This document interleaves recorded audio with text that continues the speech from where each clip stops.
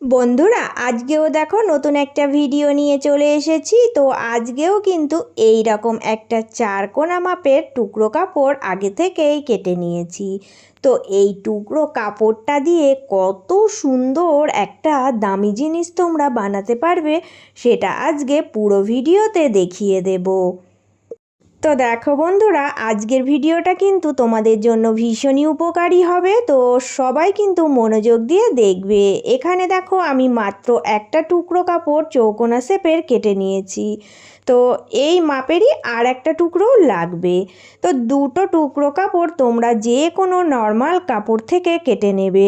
একই মাপের দুটো কাপড় কেটে নিলেই হয়ে যাবে। শুধুমাত্র এই টুকরো কাপড় দিয়ে কত সুন্দর যে কাজের জিনিস বানানো যায় সেগুলো তোমরা আমার ভিডিওগুলো ফলো করলেই বুঝতে পারবে।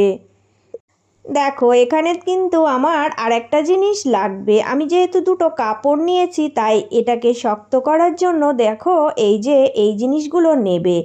এগুলো তোমরা কিন্তু যখন দোকান থেকে নতুন জামা কাপড় কিনে আনো তখনই কিন্তু দেখবে জামা কাপড়ের ভিতরে এই পাতলা পঞ্জের এই জিনিসটা দেওয়া থাকে। এগুলো কোনো কাজে আসে না, সবাই কিন্তু ফেলে দাও। তার জন্য আমি এই কাজের জিনিসটা কিভাবে তোমরা ইউজ করতে পারো সেটাই আজকের ভিডিওতে দেখিয়ে দেব। দেখো এই কাপড়ের টুকরোটার মাপ করে আমি কিন্তু এটা কেটে নেব। তো এই ফোমগুলো জিনিস বানানোর সময় ভিতরে যদি দেওয়া যায় তাহলে কিন্তু খুবই সুন্দর হয়। তো এগুলো কিন্তু একটু সুন্দর দেখবে, পঞ্চ টাইপের, ভালোই লাগে হাত দিতে, আর জিনিসটা বেশ সুন্দর হয়, একটু মজবুত। তাই আমি এটা ব্যবহার করব। এগুলো তো ফেলেই দিতে হয়, এগুলো ফেলে না দিয়ে তোমরা রেখে দেবে, অনেক কাজে আসবে। তো দেখো এটার মাপ করে আমি কেটে নিলাম। এবার তোমাদেরকে আমি এই কাপড়টার মাপ দেখাচ্ছি। দেখো লম্বাটা আমি 10 ইঞ্চির মধ্যে রেখেছি, আর এই দিকের চওড়াটা 8 ইঞ্চি মতো রেখেছি। এই মাপটাই নেবে, তাহলে কিন্তু এটা সুন্দরভাবে বানানো যাবে। তো তিনটে একই মাপের আছে, একটার মাপ তোমাদের বলে দিলাম। এবার কি করতে হবে দেখো, আগে আমি এই কাপড়টা রাখছি, এরপরে আর একটা যে কাপড় কেটেছিলাম এটাও রাখছি। পরপর দুটো কাপড় আগে রেখে নেবে। তারপরে কিন্তু এই যে এটা কাটিং করলাম এই ফ্রমটা এর উপরে দিয়ে দেবে। এইবার কিন্তু তিনটে এইভাবে সাজানোর পর একবারে কিন্তু চারিকোল দিয়ে সেলাই দিয়ে দেবে। একটুখানি 2 ইঞ্চি মতো গ্যাপিং রাখবে, কারণ ওই গ্যাপিংটা দিয়ে আমাকে সোজা করতে হবে। তো দেখো চারিদিক দিয়ে আমি সুন্দর মতো এটা সেলাই দিয়ে সেট আপ করলাম। এবারে চারিকোল কিন্তু এক্সট্রা একটু দেখো কাপড়ের অংশ বেরিয়ে আছে, এগুলো একটু কেটে দিলেই হয়ে যাবে, কোনো সমস্যা নেই। একটু ছোট বড় হতেই পারে। তো দেখো এগুলো আমি কেটে বাদ দিয়ে দিচ্ছি। তো এগুলো কেটে বাদ দেওয়ার পর যে খোলা মুখটা আমি রেখেছিলাম ওই খোলা মুখটা দিয়ে আমি কিন্তু এটা সোজা করে নেব। দেখো সোজা করার পর দেখবে যে এই ফোমটা ভিতরের দিকে চলে যাবে, আর দুটো কাপড় কিন্তু সুন্দরভাবে এইভাবে বেরিয়ে আসবে। তাহলে কিন্তু মিডিল পয়েন্টে ফোমটা থেকে গেল আর কাপড় দুটো দিয়ে ঢাকা পড়ে গেল। এইভাবেই কিন্তু আমি এটা দেখো সুন্দর করে সোজা করে নিলাম। নিয়ে হাত দিয়ে তোমরা যে কোনো একটা কিছুর সাহায্যে কোণাগুলো সুন্দর করে সেট আপ করবে। কোণাগুলো সুন্দর করে যদি সেট আপ করে নাও তাহলে এটা চৌকোনা শেপ মতোই হয়ে যাবে, যেরকম আমার কাটিং ছিল ঠিক সেই মাপ চলে আসবে।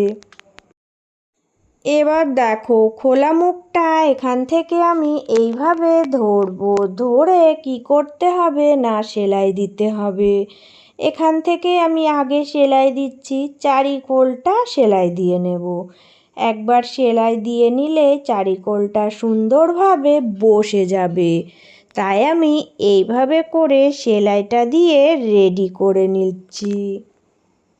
এখনও পর্যন্ত যে সকল বন্ধুরা একটা লাইক দিতে ভুলে গেছো তোমরা একটা লাইক দিয়ে পুরো ভিডিওটা দেখো, এটুকুই তোমাদের কাছে অনুরোধ রইল। এবার দেখো, এবার আমার আরেকটা কাজ করতে হবে। এই রকম লম্বা লম্বা দেখো 2 টুকরো কাপড় অংশ আমি কেটে নিয়েছি। লম্বার মাপটা 8 ইঞ্চি মতো রেখেছি, 7 থেকে 8 ইঞ্চি এইরকম নেবে, আর চওড়াটা 2 ইঞ্চি। তো এই মাপেই কেটে নেবে। এই দুটো কিন্তু ফিতে বানাতে হবে।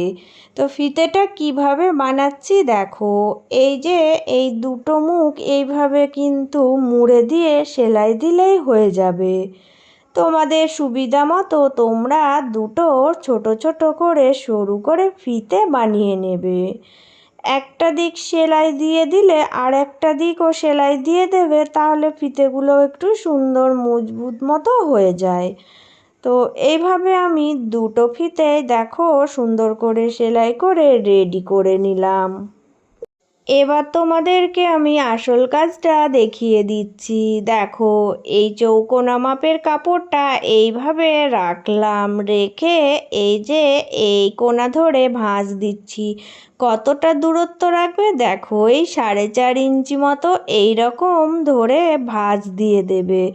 দিয়ে এই দিকটাও সেম একই রকমভাবে ভাঁজ দিয়ে এইভাবে সেট আপ করবে। তো এখানে কিন্তু তোমরা পিন দিয়ে পিন আপ করে নেবে।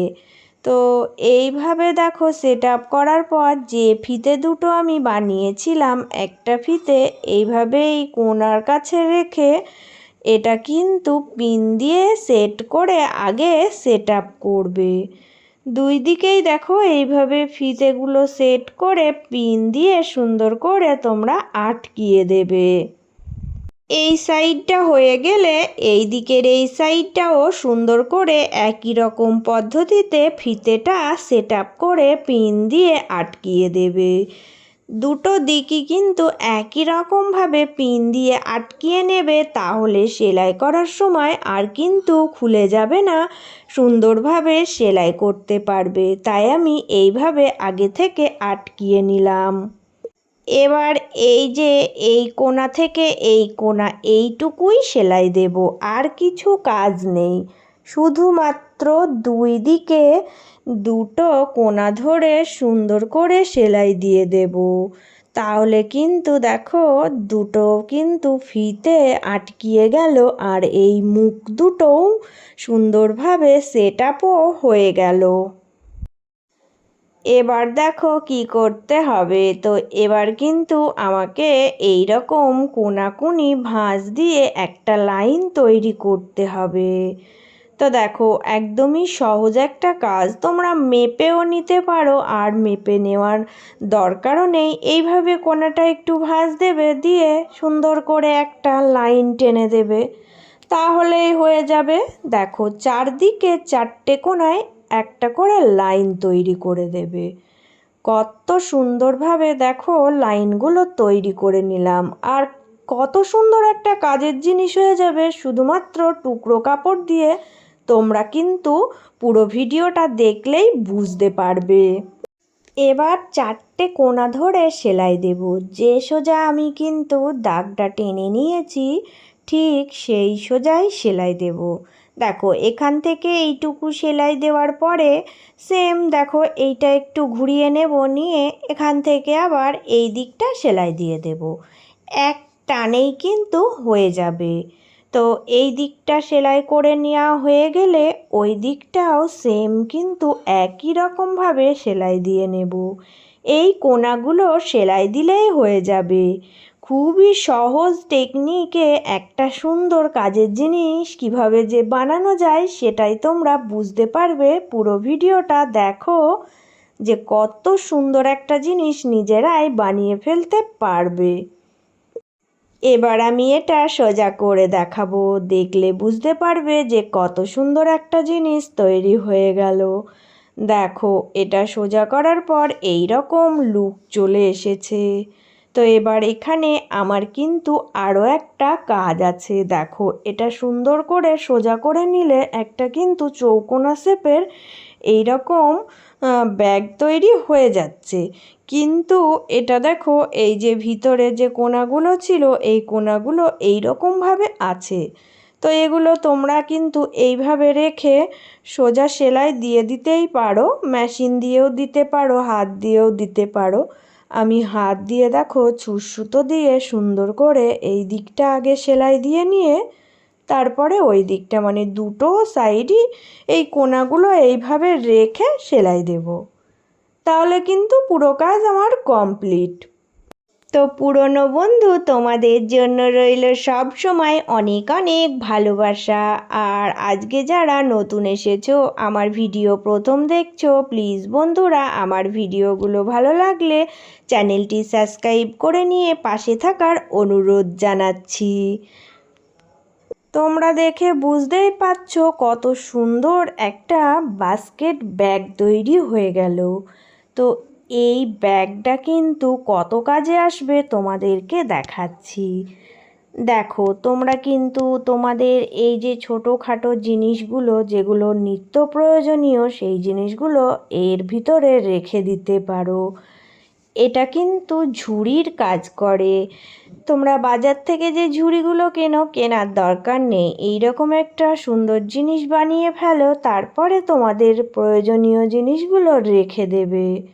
তো এর আরও একটা কাজ আছে, এর অনেকই কাজ হবে, তোমরা যেরকমভাবে ব্যবহার করতে পারো। দেখো, এখানে কিন্তু এই যে রিল যেগুলো ছড়িয়ে ছিটিয়ে থাকে সেগুলো সুন্দরভাবে এইভাবে করে দেখো পরপর যদি রেখে দাও তাহলে কিন্তু অনেক সুন্দরই হবে, আর এগুলো গুছিয়েও থাকবে।